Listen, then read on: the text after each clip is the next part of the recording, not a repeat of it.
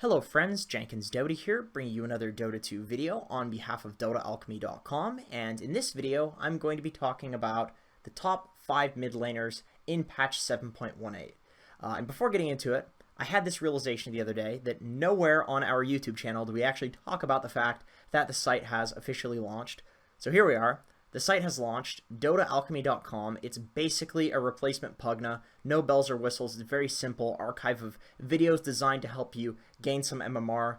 And in particular, there are free videos on the site that are not on the YouTube channel. In particular, this How to Gain Rank series, the entire series is completely free, and that was the top series on Pugna, so I would definitely advise checking that out if you guys want to gain some MMR. I think it's pretty cool. So even if you don't want to subscribe, this series is totally free. There's going to be a bunch of free content on here as well. Anyway, without further ado, let's get right into the video. Number 5, Shadowfiend. The reason that this hero has come back into the meta recently is mainly because of the side lanes. And I know that sounds kind of ridiculous because, you know, those are completely different lanes, but side lanes have become super high pressure or they're extremely defensive, but regardless, they're very focused dual lanes. And therefore, people kind of started to ignore the mid lane, which essentially leaves it to be a pure 1v1.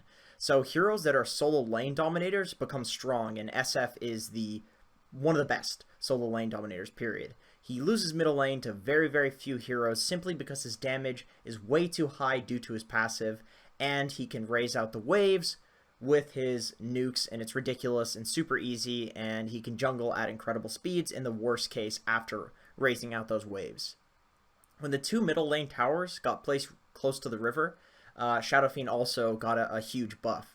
Simply because the way that historically people have dealt with Shadowfiend is not to outlane him, because that's not possible for a lot of heroes, for the majority of heroes, but essentially people would kill Shadowfiend.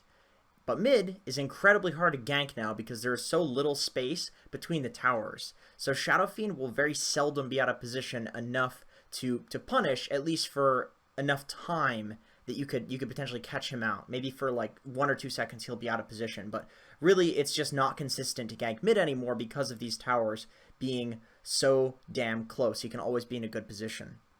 Another reason that this hero became strong is because people started experimenting build-wise with this hero in terms of talents and items to go with those talents. So now Shadowfiend is a very versatile hero because people play it a lot smarter, essentially, and it has trickled down. A lot of people are playing all sorts of builds on this hero. You can build items and skill talents to be a magic hero and a tempo controller, or you can build to be a tanky right-click carry. Both builds are excellent, and it basically means that no matter what you need out of a mid laner, Shadowfiend can do it. With that, on top of the fact that his lane is always relatively easy, this hero makes for a great pick when you aren't exactly sure what you're going to be up against in the lane and in the game. Number 4, Queen of Pain. For similar reasons to Shadowfiend, this hero has come back into the meta, except with a little bit of a twist. Once again, mid has been reduced to what is essentially a pure 1v1, so a Queen of Pain will naturally flourish. People have started going for 2 or 3 points in Dagger just to completely stomp a lane and zone somebody out such that she can get every single deny. In this patch, being able to do that is very effective because denies absolutely destroy the enemies, giving them only 25% of the value.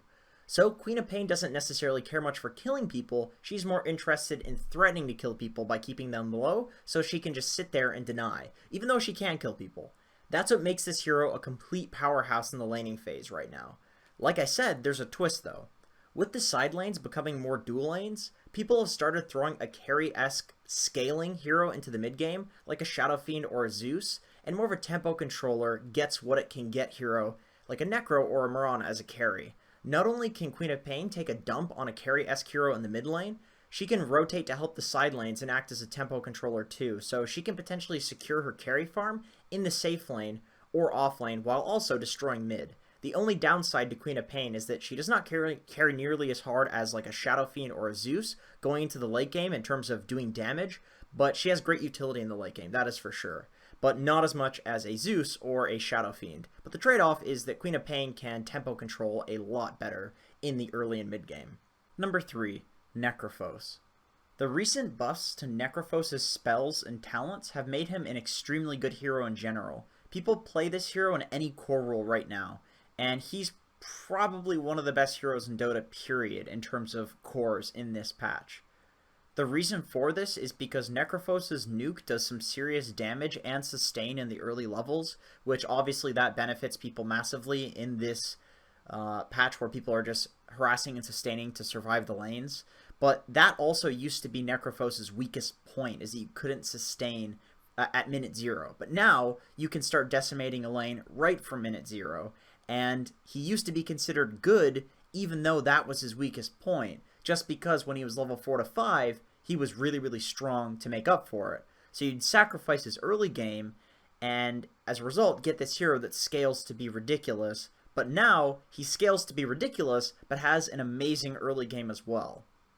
It's quite possible that this hero would not be considered to be so cancer right now if heroes like Lycan and Beastmaster were more popular, simply because they build a Necrobook, which is basically the only good early game purging item. But fortunately for Necrophos, most of these Necrobook building heroes suck ass. But you might say, but Jenkins, what about Nullifier? This item is generally considered to be pretty weak right now just because the projectile speed was nerfed significantly, so it's really, really easy to dodge. And it's also never really been a great early game option, so by the time you have it, Necro has a BKB or somebody has a Lotus to protect him from that projectile. Pugna and Enchantress are two pretty good options to deal with Necrophos that are good heroes right now, but people have started building a Blade Mail on Necro to protect against these heroes, and it's pretty effective. Last but not least, the ability to make somebody dead for 150 seconds in the late game has always been ridiculous. But it's even more so ridiculous nowadays, where death timers are significantly less in the early game and significantly higher in the late game. In other words, the static increase to the death timer matters a lot because the game is typically played in a very fast-paced way right now. So Necro can slow it down tremendously by scything somebody. Number 2, Broodmother. Sitting at a whopping 57% win rate in Immortal bracket, surpassed only by Spectre in this current patch. This hero is clearly as strong as ever, especially considering that for years Broodmother sat in the bottom 5 heroes in terms of win rate, simply because she's damn hard to play and extremely hard counters exist to her. But there's a problem.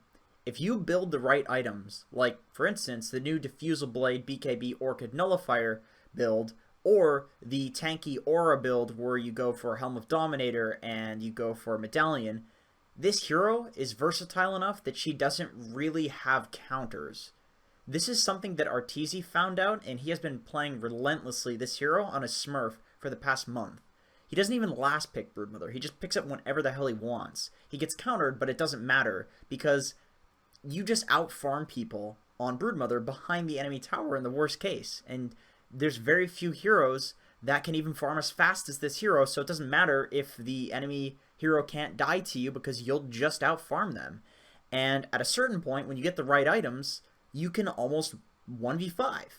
So the crux of it all is actually that if the enemy team follows your spiders to try to prevent you from farming like that, your spiders are practically worthless now because of the most recent patch to this hero. So they'll actually lose so much farm by ignoring creep waves to kill your spiders, whereas before, that wasn't an issue. If they killed your spiders, it would make it worth it for them to chase you and try to shut down your farm. So really, it currently feels like there's very little that you can do to solve a Broodmother problem, barring really exceptional picking and exceptional play as well. One final note that I want to make about this hero is that you can now get away with using a lot more spiders for very little mana cost, simply because the cooldown has been reduced such that you can use 2 spider spawns in one single soul ring charge. So that essentially means you get double the value out of a soul ring now than you did before. And that's one small thing that makes her early snowballing to get to those items, to get to those item builds that make her not countered by those heroes. It makes it much easier to get to those points in the game. Number 1, Templar Assassin. I was slightly hesitant to put this hero at the top position simply because it's an extremely high skill cap hero, but I'm confident that if this hero is played at the highest possible level, she is leaps and bounds better than the other mid heroes on this list. I know that's a tall claim, so hear me out on this one. It's a pure 1v1 meta in the mid lane, and TA can duke it out effectively against each of the other heroes that are on this list. Her damage is so high due to her refraction that she can get every single deny in a meta where denies are absolutely ridiculous. And at the time where people are starting to rotate mid where TA could actually die, she has traps to scout the mid lane and ancient stacks to farm. But there are two primary things that make this hero so incredibly broken right now, because those other things that I've listed, they've always been true about Templar Assassin. So what has been changed to make her such a ridiculous hero and have such a high skill cap? Number one, the fact that she can blink after taking damage because of refraction is insane. Against a good enough TA player, she will feel immortal, like you can never ever find her or kill her in a fight because of this massive buff to refraction.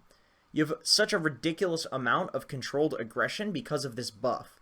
And you can get damage on towers, you can get damage on heroes that you simply could not before, all while being confident that you can get in and out of a fight with ease. Number two, and this is something that you can see in this replay is happening consistently. Probably the single greatest thing about this hero right now that is absolutely not okay and is ridiculous is the fact that she can split push and counter push with traps without even showing herself in lane. That's right, she can jungle for the entire game extremely safely and still be the biggest split pusher on the map, all without exposing herself in vision and giving vision for herself to farm in a particular area globally. This is absolutely absurd and hands down the strongest thing about this hero. Traps one-hit creep waves. They can be used to stack camps, even ancients. They can be placed in a line along a lane and keep it constantly pushed out. Think of it this way. If you have 5 traps in a lane, that's 2 minutes and 30 seconds where an enemy team will not have a creep wave in the lane. You don't even need to be there and they're not going to have a lane for 2 minutes and 30 seconds. How are they ever going to push against you if you're playing well enough? Detection, basically. But forcing supports to buy detection for traps that are all around the map, that cripples enemy supports.